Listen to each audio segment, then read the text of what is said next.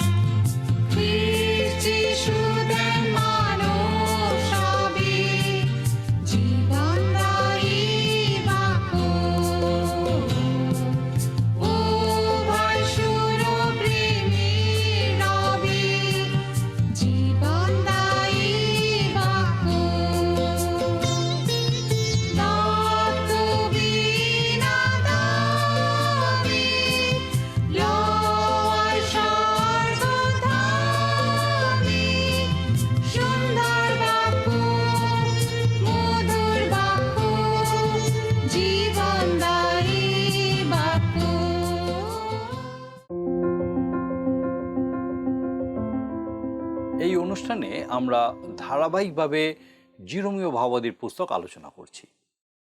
গতদিনকে আমরা এই পুস্তকের ২৬ অধ্যায় থেকে ২৮ অধ্যায় পর্যন্ত আলোচনা করেছি, আর আজকে আমরা ২৯ এবং ৩০ অধ্যায় দুটি আলোচনা করব। ইতিমধ্যে আমরা জেনেছি যিহুদি জাতির শেষ কয়েকজন রাজার রাজত্বকালে জিরোমীয় ভাববাদী ইহুদিদের কাছে ঈশ্বরের ভয়ঙ্কর বার্তা নিয়ে আসছেন। তারা তাদের ঈশ্বরকে ত্যাগ করে প্রকৃত ঈশ্বর নয় এই রকম বিষয়বস্তুর আরাধনা করছিল। দেশ পাপে পরিপূর্ণ হয়েছিল। তাই ঈশ্বর জিরোমীয় ভাববাদীর মাধ্যমে তাদের কাছে মন পরিবর্তনের বার্তা দিয়েছিলেন। তাতে কোনো কাজ হয়নি। তাই ঈশ্বর শাস্তিস্বরূপ তাদেরকে বাবিলে বন্দি করে পাঠানোর পরিকল্পনা করেছিলেন এবং জিরোমীয় ভাববাদীর মাধ্যমে তা ব্যক্ত করেছিলেন। নিজের জাতির বিরুদ্ধে ভাববাণী বলতে জিরোমীয়র খুবই কষ্ট হয়েছিল, কিন্তু তিনি ঈশ্বরের অবাধ্য হননি। লোকেরা তার কথায় কর্ণপাত করেনি। শুধু তাই নয়, তারা জিরোমীয় ভাববাদীকে শারীরিক নির্যাতন করেছিল, এমনকি তাকে হত্যা করার পরিকল্পনা করেছিল।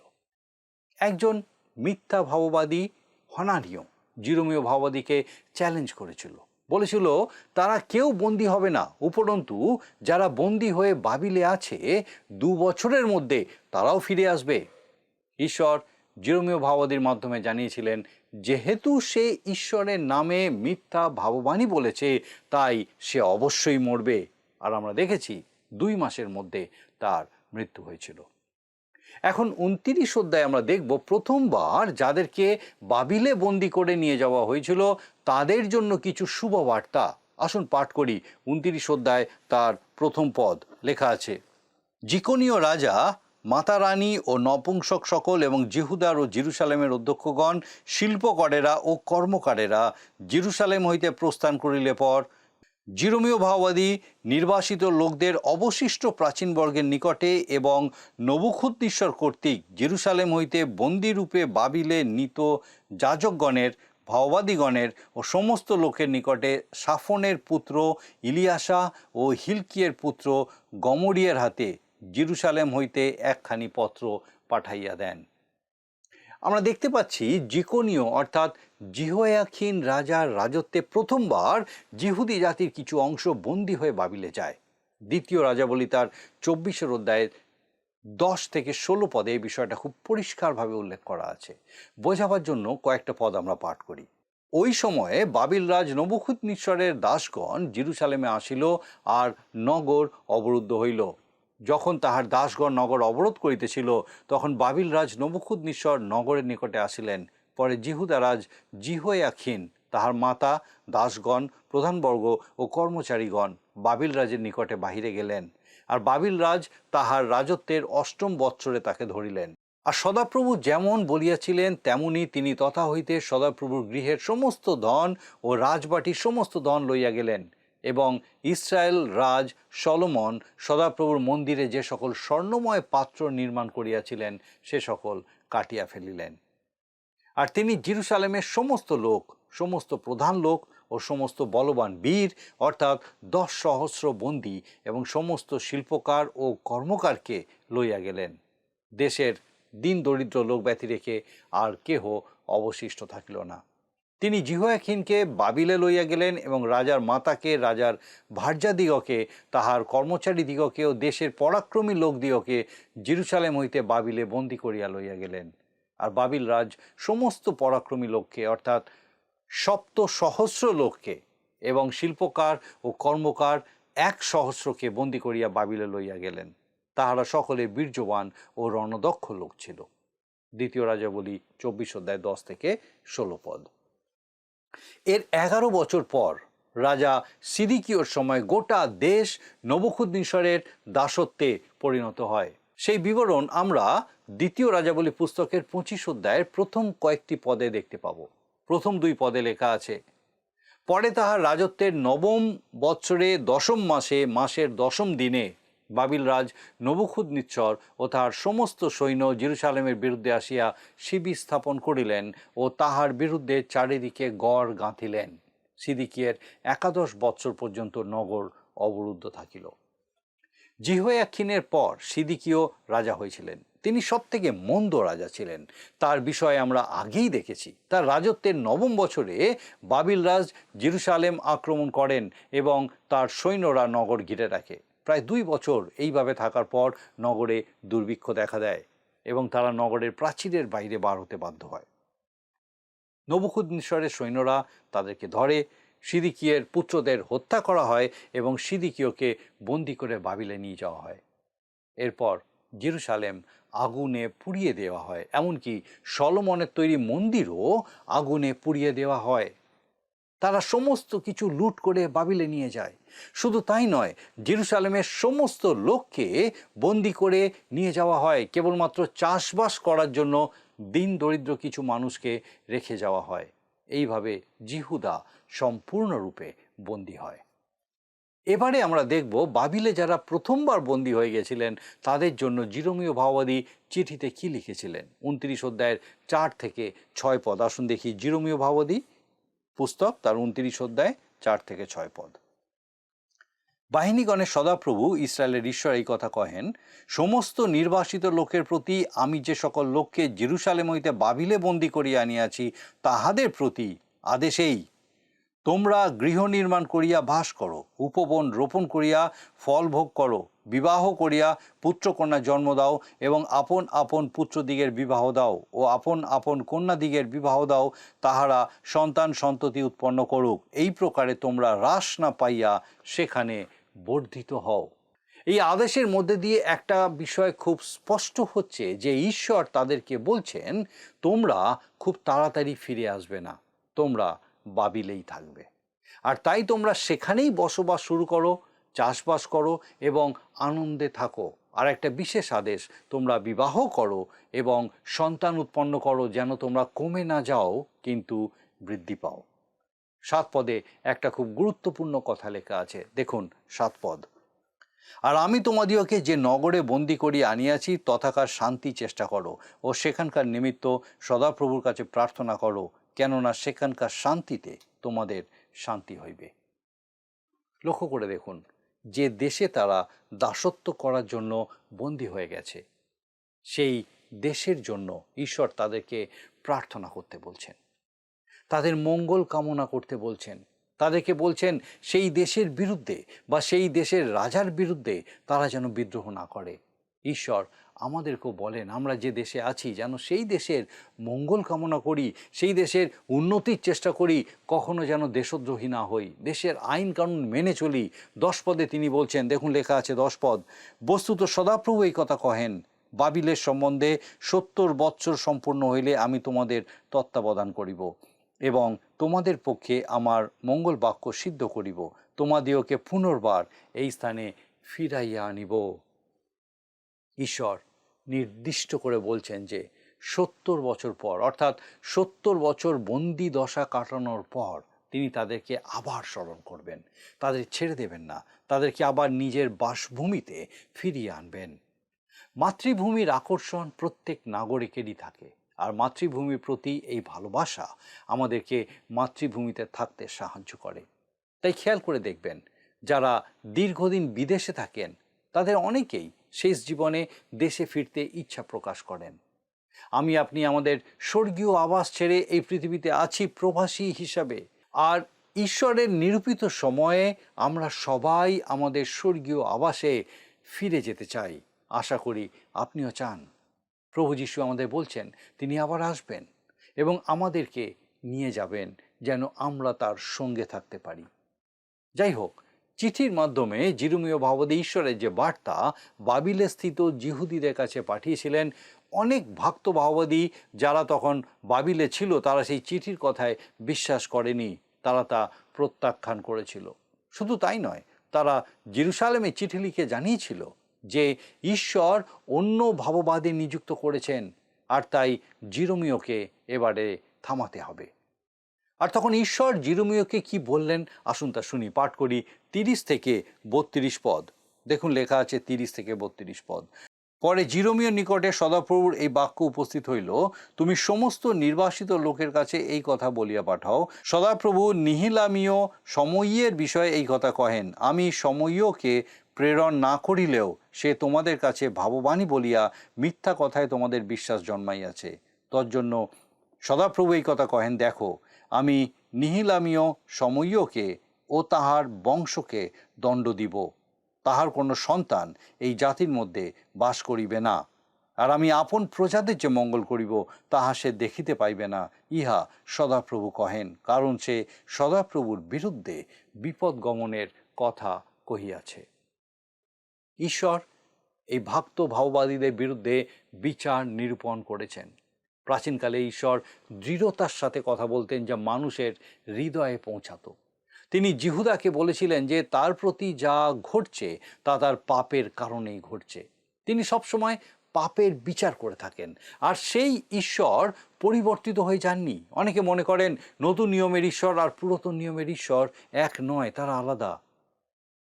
মনে রাখবেন, তিনি একই ব্যক্তি, তিনি একটুও পাল্টাননি।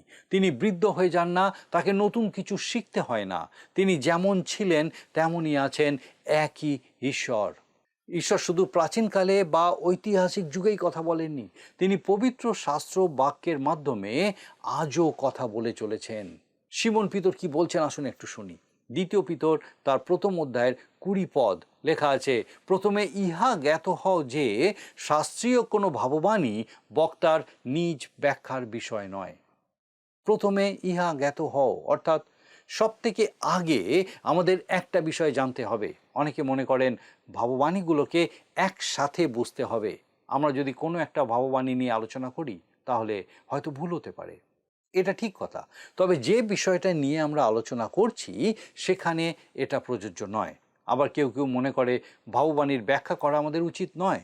তাহলে ঈশ্বর আমাদের যে স্বাধীন ইচ্ছা দিয়েছেন সেটা তো কার্যকারী হচ্ছে না। পিতর কিন্তু সে কথা বলতে চায়নি। ঈশ্বর যা প্রকাশ করতে চেয়েছেন তার শেষ ফল কি হবে সে বিষয়ে তিনি কিছু বলতে চাননি। তিনি যেটা বলতে চেয়েছেন সেটা হলো ভাববাণী কিভাবে এসেছে। শাস্ত্রে যে সকল ভাববাণী আছে তার কোনোটাই ব্যক্তিগত উদ্যোগে লেখা হয়নি। যে ভাববাদীরা ভাববাণীগুলি বলেছেন বা লিখেছেন তারা তাদের নিজস্ব পর্যবেক্ষণের বিষয় আমাদেরকে বলে যাননি, কিন্তু ঈশ্বর তাদেরকে যা বলতে বলেছেন তারা সেটাই বলে গেছেন। যখন আমরা ঈশ্বরের বাক্যের কাছে আসি তখন আমাদেরকে একদম শূন্য হয়ে আসতে হবে। শুধু যে আমাদের মেনে নিতে হবে যে আমরা সামান্য তুচ্ছ তা নয়, আমাদেরকে স্বীকার করতে হবে যে আমরা পাপী। শুধু তাই নয়, আমাদের নিজস্ব চিন্তাধারা, নিজস্ব ইচ্ছা এবং আমাদের দৃষ্টিভঙ্গি সবই ছুঁড়ে ফেলে দিতে হবে এবং তারপরে ঈশ্বরের বাক্য যা বলে তা শুনতে হবে। জিরোমীয় ভাববাদীর সময়ে অধ্যক্ষ, ভাববাদী এবং যাজকদের এটাই সমস্যা ছিল। আর বর্তমান সময়ে আমাদেরও কিন্তু সেই একই সমস্যা। প্রত্যেক মানুষের নিজস্ব চিন্তাধারা আছে, নিজস্ব পরিচিতি আছে আর নিজস্ব বিষয়বস্তু আছে। তার ক্ষুদ্র জ্ঞানে সে এই সমস্ত কিছু নিয়ে ব্যস্ত আছে। ঈশ্বর সমস্ত জ্ঞানের আকর, তিনি সমস্ত বিষয়ে জানেন এবং সমস্ত ইতিহাস তার নখদর্পণে। আশ্চর্যের বিষয়, কোনো কোনো মানুষ তারা এই মহান ঈশ্বরের বিচার করতে বসে পড়ে। তারা বলে ঈশ্বর যদি থাকেন তাহলে এরকম কেন হচ্ছে। তারা ঈশ্বরকে উদ্দেশ্য করে বলে যা হচ্ছে বা যা করছো তা কিন্তু ঠিক নয়। সামান্য মানুষের ঔদ্ধত্য দেখুন। যদি একটা ছোট্ট পিঁপড়ে আপনার চেয়ারে উঠে আপনাকে বলে যে আপনি যে বাড়িটা তৈরি করেছেন সেটা ভালো না, আপনি যে খাবারগুলো খান সেগুলো ভালো না, এই যে চেয়ারে আপনি বসেন এটাও ভালো না, তাহলে আপনি কি করবেন? আমার মনে হয় আপনি একটা টোকা দিয়ে পিঁপড়েটাকে ফেলে দেবেন আর পা দিয়ে পিষে দেবেন, তাই নয় কি? কিন্তু আমাদের ঈশ্বর মহান এবং দয়ালু। তিনি আমাদেরকে ফেলে দেন না, আমাদেরকে পায়ের তলায় পিষে দেন না, কিন্তু আমাদেরকে বারবার সুযোগ দিয়ে থাকেন। 30 থেকে 39 অধ্যায় পর্যন্ত একটা বড় অংশ যেখানে ইসরায়েল জাতির 12 বংশের বিষয়ে এবং জিহুদার বন্দিদশার বিষয়ে লেখা আছে। আমরা আগেও দেখেছি আর এখন এই অংশেও দেখব যে ভাববাণীগুলি সময় অনুযায়ী পরপর সাজানো নেই। জিহুদার সব থেকে অন্ধকারময় সময়ে জিরোমিয়ের দ্বারা এই ভাববাণীগুলি বলা হয়েছিল।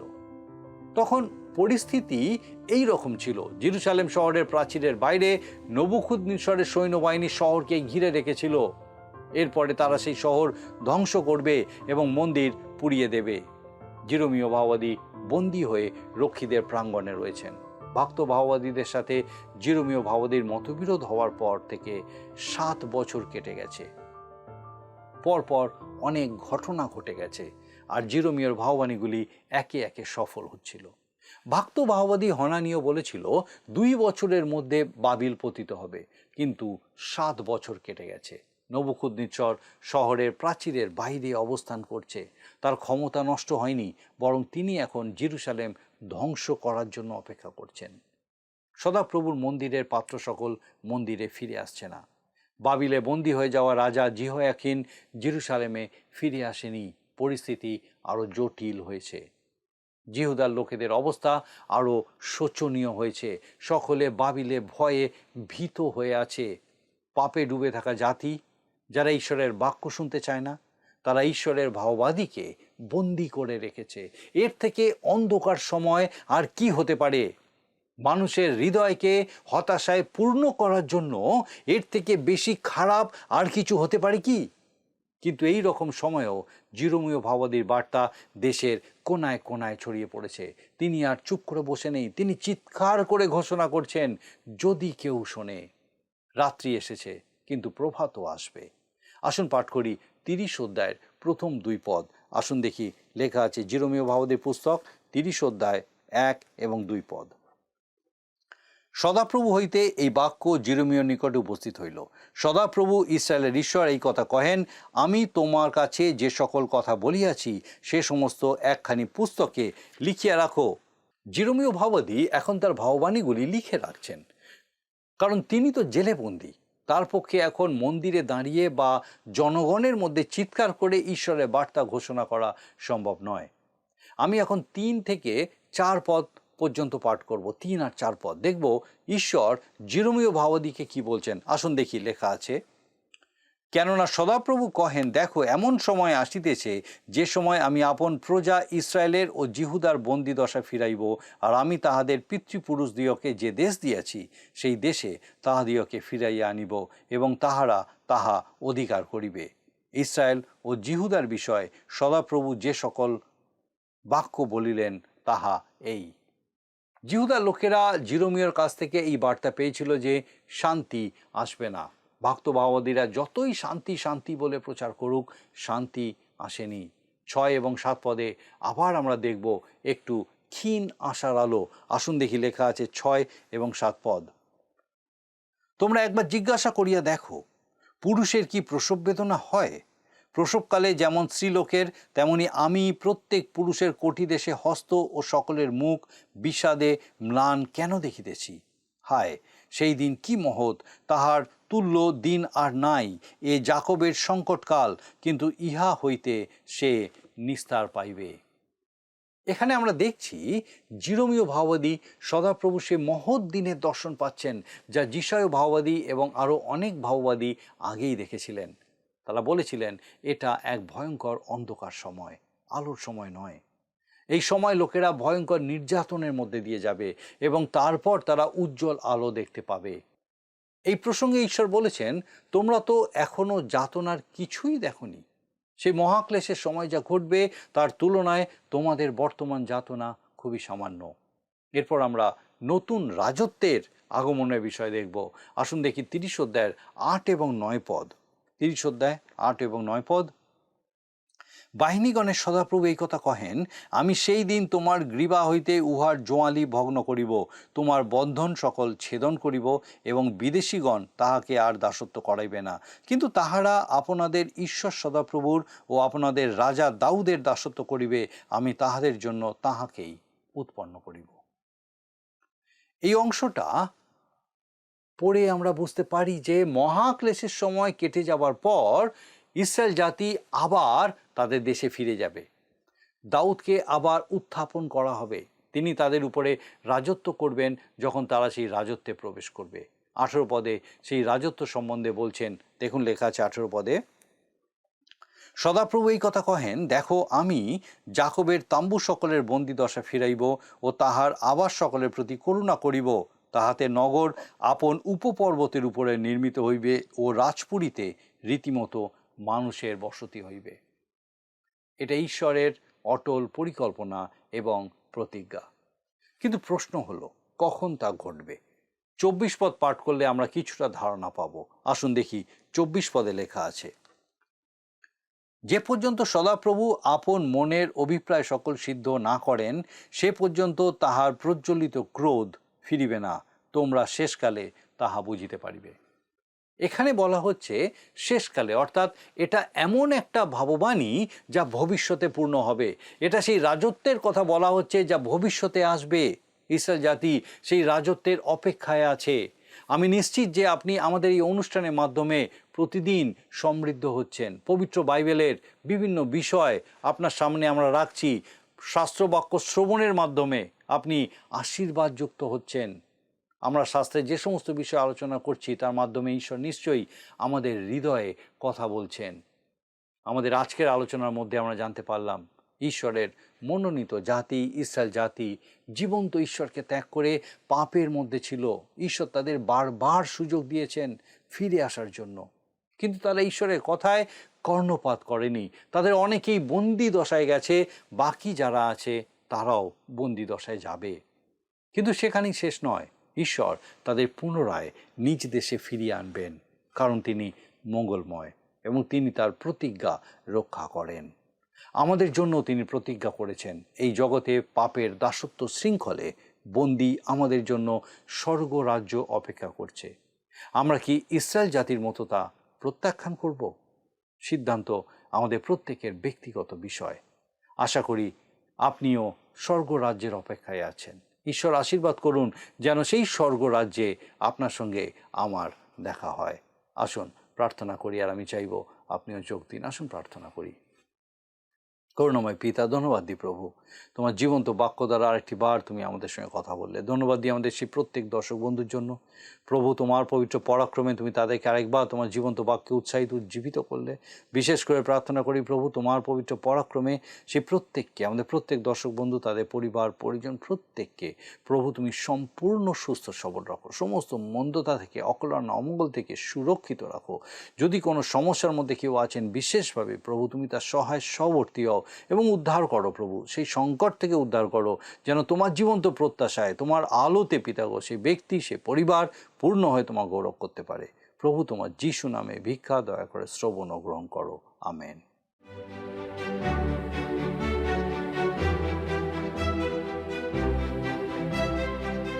বন্ধুরা, আজকের বাক্য নিশ্চয়ই আপনার জীবনে এক নতুন আনন্দ যোগ করেছে। ভোরের আলো ফোটার সাথে সাথে যেমন পাখিরা আনন্দে কলতান শুরু করে, আমার মনে হয় ঈশ্বরের বাক্য শ্রবণ করলে আমাদেরও প্রাণ আনন্দে মেতে ওঠে।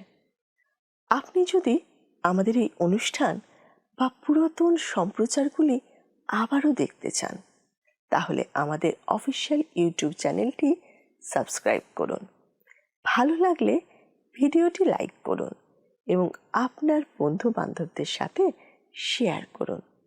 আর অবশ্যই আপনার মতামত কমেন্ট সেকশনে জানান। আপনার আনন্দের কথা আপনি আমাদেরকে জানাতে পারেন টিভি স্ক্রিনে দেওয়া নম্বরে। আমরাও আপনার সাথে প্রভুতে আনন্দ করব। এখন শুনে নিই আজকের দিনের প্রশ্ন। প্রিয় বন্ধু, আসুন আমরা আজকের প্রশ্নোত্তরে আসি। গতকালের প্রশ্নের উত্তর অপশন সি, হনানীয়। আজকের প্রশ্ন, বাবিলে ইসরায়েল জাতিকে কত বৎসর বন্দী থাকতে হয়েছিল? এ 7, বি 11, সি 77, ডি 70। প্রিয় বন্ধু, এই প্রশ্নের উত্তর আগামীকাল সন্ধ্যা 6টার মধ্যে option A, B, C, D সহকারে আপনার নাম ও সম্পূর্ণ ঠিকানা সহ 9433497235 এই নম্বরে SMS বা লিখে পাঠাবেন।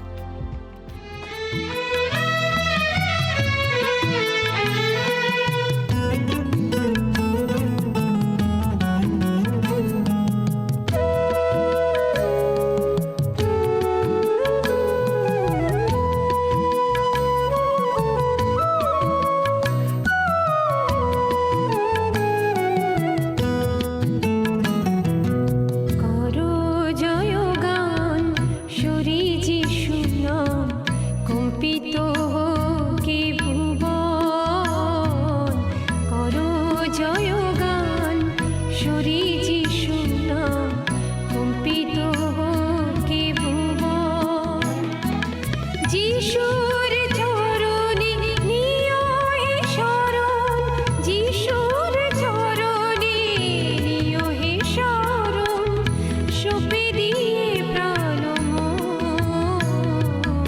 করো জয়গান, সুরে যিশু নাম, কম্পিত হোকে ভুবন।